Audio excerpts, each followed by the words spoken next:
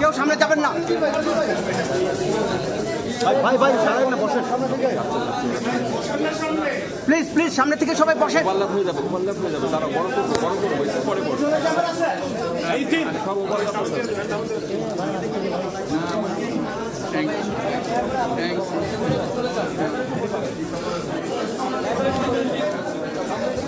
এই স্টিল বসেন,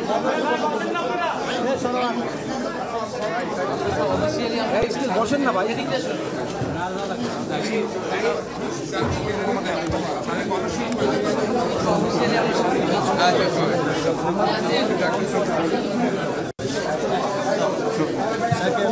ভাই বসেন বসেন,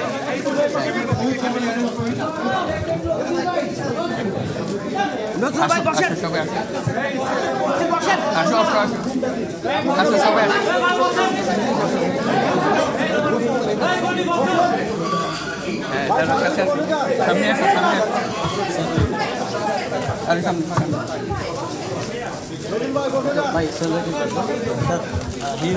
He's still injured.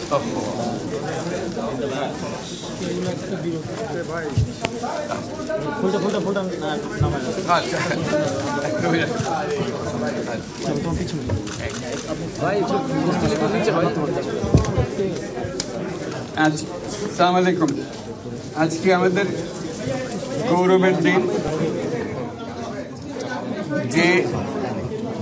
যে বিপ্লবের মাধ্যমে বাংলাদেশ আজকে নতুন বিজয় দিবস সৃষ্টি করলো, সেটাকে সামনে রেখে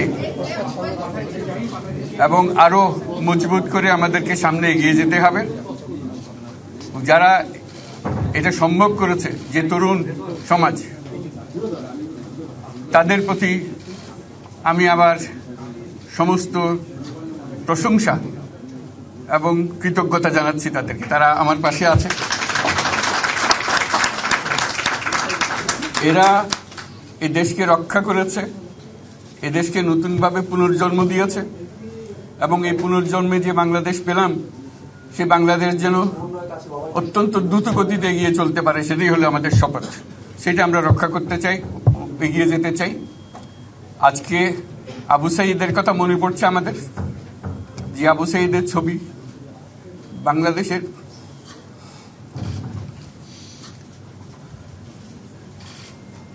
প্রতিটি মানুষের মনে গেঁথে আছে, এটা কেউ ভুলতে পারবে না। কি অবিশ্বাস্য একটা সাহসী যুবক, বন্দুকের সামনে দাঁড়িয়ে আছে এবং তারপরে থেকে কোনো যুবক, কোনো যুবতী আর হার মানে নাই, সামনে গিয়ে আছে এবং বলছে যত গুলি মারো, মারতে পারো, আমরা আছি। তো যার কারণে এটা সারা বাংলাদেশ জুড়ে এই আন্দোলন ছড়িয়ে গেছে এবং যার কারণে বাংলাদেশ এই দ্বিতীয়বার স্বাধীনতা অর্জন করলো। এই স্বাধীনতাটা আমাদেরকে রক্ষা করতেই হবে। শুধু রক্ষা করা নয়, এই স্বাধীনতার সুফল প্রতিটি মানুষের ঘরে পৌঁছাতে হবে, তা না হলে এই স্বাধীনতার কোনো দাম নেই। এই স্বাধীনতাটাকে পৌঁছানো হলে আমাদের শপথ, আমাদের যে প্রতিজ্ঞা, যে আমাদেরকে এটা করতে হবে, ঘরে ঘরে পৌঁছাতে হবে। মানুষ যেন জানে যে বাংলাদেশ স্বাধীন হওয়ার অর্থ হলো তার নিজের পরিবর্তন, ব্যক্তির পরিবর্তন, সুযোগের পরিবর্তন, তার ছেলে মেয়ের ভবিষ্যতের পরিবর্তন। এটা যেন প্রত্যেকে বুঝে নেয় এবং আজকের তরুণ সমাজকে বোঝানো যে এই দেশ এটা তোমাদের হাতে, তোমরা এটাকে তোমাদের মনের মতো করে গড়ে তুলবে। তোমরা যেভাবে স্বাধীন করতে পেরেছ, তোমরা এটাকে তোমাদের মনের মতো করে গড়তেও পারবে এবং তোমাদের দেখে সারা দুনিয়া শিখবে কিভাবে একটা দেশ, একটা তরুণ সমাজ গ্রহণ করতে পারে এবং তাকে পাল্টে ফেলতে পারে। তাদেরকে আমি বারে বারে এমনি উপদেশ দিই যে পুরনোদের বাদ দাও, তাদের এই পুরনো চিন্তা দিয়ে এটার মুক্তি আমাদের হবে না করি, সারা দুনিয়ার মধ্যে এটা হবে না। এটা শুধু বাংলাদেশের কথা না, সারা দুনিয়াকে জুড়ে কথা বলছি।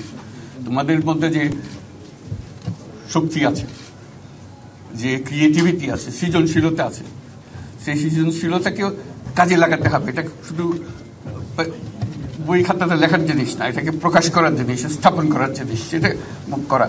এটা আমরা এই আজকে আমাদের পুরো কাজটা হলো, দায়িত্বটা হলো তারা যেটা অর্জন করে নিয়ে এসছে এখন তাদেরকে দিয়ে এটাকে করিয়ে দেওয়া, আমাদের সমস্ত কাঠামোগুলো পরিষ্কার করে দেওয়া। সরকার বলে একটা জিনিস আছে, কিন্তু মানুষের কোনো আস্থা নেই। মানুষ মনে করে সরকার একটা দমন পীড়নের একটা যন্ত্র, যেখানে পায় যেখানে সুযোগ পায় তার একটা কষ্ট দেওয়া, তার থেকে নিংড়ে দেওয়া, যে সকল স্তরে। এটা হলো তার থেকে কেমনভাবে সামাল দিতে হবে তাকে, একটা ভয়ের একটা জিনিস, তাকে সামাল দিয়ে চলা। এটা হলো সরকার। এটা সরকার হতে পারে না। সরকারকে দেখে মানুষের বুক ফুলে উঠবে যে আমাকে সাহায্য করবে, আমাকে রক্ষা করবে, আমার সরকার আমার জন্য দাঁড়াবে। সরকার তার জন্য দাঁড়ায় না কোনো সময়। যে সরকার হবে সেই সরকার মানুষকে রক্ষা করবে, মানুষের আস্থাভাজন হবে। কেউ জোর করে তাকে বলার ভালো হচ্ছে এটা না। সে নিজে নিজে বিশ্বাস করবে, সরকারি লোক দেখলে বলবে আমার লোক, আমাকে রক্ষা করার লোক। সেই আস্থাটা আমাদেরকে ফিরিয়ে আনতে হবে মানুষের মনে। তাহলে মানুষও যোগ দেবে এটাতে। মানুষ এখন পিছিয়ে থাকে যে কিসের মধ্যে আমাদেরকে ঢুকিয়ে দিচ্ছে। আমরা যেন জানতে পারি যে এইটা আমরা সবাই মিলে আমরা অগ্রসর হতে পারি। একটা বড়, সারা বাংলাদেশ একটা বড় পরিবার। এই পরিবার আমরা একসঙ্গে চলতে চাই এবং আমাদের মধ্যে দ্বিধা দ্বন্দ্ব যা কিছু সরিয়ে ফেলতে চাই। যারা বিপথে গেছে তাদেরকে পথে আনতে চাই, যাতে করে একসঙ্গে আমরা কাজ করতে পারি। এর মধ্যে আমরা শুনলাম, আসার পথে শুনে আসছি যে এখানে আইনশৃঙ্খলার ব্যাঘাত হচ্ছে, মানুষকে আক্রমণ করছে, ঘরবাড়ি জ্বালিয়ে দিচ্ছে, সম্পদ জ্বালিয়ে নষ্ট করছে, চুরি করছে, দিয়ে যাচ্ছে, অফিস আদালতে আক্রমণ করছে, সংখ্যালঘুদের উপর আক্রমণ করছে, হিন্দু, বৌদ্ধ, খ্রিস্টান, আহমদিয়া সবার উপর আক্রমণ করছে। এগুলো হলো ষড়যন্ত্রের অংশ। এগুলো আমাদের বিষয় না। আমাদের কাজ হলো এটাকে রক্ষা করা, সবাইকে রক্ষা করা। এটাকে প্রতিটি মানুষ আমাদের ভাই, আমাদের বোন, তাদেরকে রক্ষা করা এবং আমাদের একটা শৃঙ্খলা ফিরিয়ে আসা। বিশৃঙ্খলা, সহিংসতা এগুলো হলো অগ্রগতির বড় শত্রু। আমাদের যে যাত্রা শুরু হলো সেই যাত্রার শত্রু। কাজে এই শত্রুকে যাতে রোধ করা যায়, তাদেরকে বুঝিয়ে শুনিয়ে হোক, তাদেরকে আইনশৃঙ্খলার হাতে দিয়ে হোক, এটা বোঝাতে হবে। তাকে মেরে পেটে এটা ঠিক না। আইনশৃঙ্খলা নিজের হাতে ঠিক না। তাকে আমাদের আইনশৃঙ্খলা বাহিনী এমন হতে হবে, তাদের হাতে সোপর্দ করলে আমরা নিশ্চিন্ত থাকবে তার একটা বিহিত হবে। এমনগুলো আমরা হাতে দিয়ে দিলাম, 2 টাকা দিয়ে আবার ছেড়ে দিল, এটা যেন আবার না হয়। আমাদের সেই আস্থাটা আমাদেরকে আনতে হবে। কাজে আইনশৃঙ্খলা যখন আমাদের প্রথম কাজ, এই আইনশৃঙ্খলা ঠিক না হওয়া পর্যন্ত এটা আমরা অগ্রসর করার জন্য পদক্ষেপ নিতে পারবো না। আপনারা আমার উপরে আস্থা রেখে আমাকে জানিয়েছেন, ছাত্ররা আমাকে আহ্বান দিয়েছে, সেটাতে আমি সাড়া দিয়েছি। দেশবাসীর কাছে আমার আবেদন, আপনারা যদি আমার উপরে বিশ্বাস রাখেন, আমার উপরে ভরসা রাখেন, তাহলে নিশ্চিত করেন যে দেশে কোনো জায়গায় কারো উপরে হামলা হবে না। এটা আমাদের প্রথম দায়িত্ব। এটা যদি আমি করতে না পারি, এটা আমার কথা যদি না শোনেন আপনারা, তাহলে আমার প্রয়োজন এখানে নাই। আমাকে বিদায় দেন, আমি আমার কাজে থাকি, সেখানে আমি ব্যস্ত থাকি। যদি আমাকে প্রয়োজন মনে করেন, তাহলে আমাকে প্রয়োজন মনে করলে আপনাদেরকে দেখাতে হবে যে আমার কথা আপনারা শোনেন।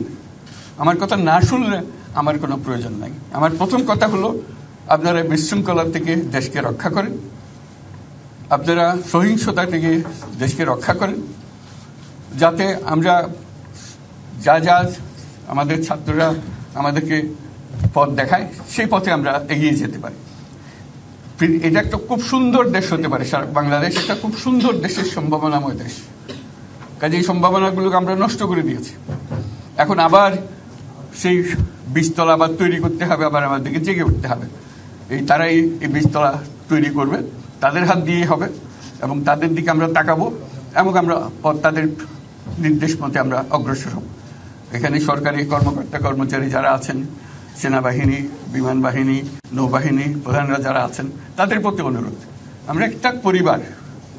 এইটার মধ্যে যেন আমাদের গোলযোগ না হয়, আমরা একযোগে একসাথে চলতে পারি এবং আমরা তড়িৎ গতিতে একটা সুন্দর বাংলাদেশ গড়ার পথে এগিয়ে যেতে পারি। সেটাই আমার কামনা। আপনাদের সবার কাছে আবেদন, আমাদেরকে সেই সুযোগ দেন।